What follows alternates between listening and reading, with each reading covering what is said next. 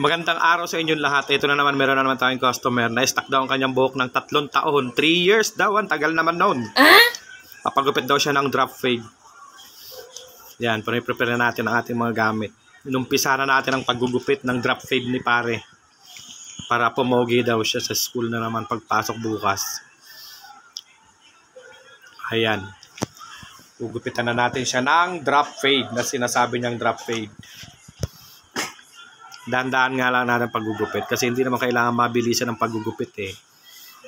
Maibigay mo lang yung tama. Ayan. Na-pattern na natin siya.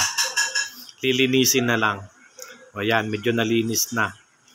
Pipinish na natin yan eh. May bukol lang kasing likod ng ulo. Mabait siguro ito ng bata. O ayan, di ba? O, nakita nyo. Konting linis pa yung kanto na yan. Pupogi na yan. Konti pa. Diba? Yan nga po, malinis na. Okay na ang kanyang gupit.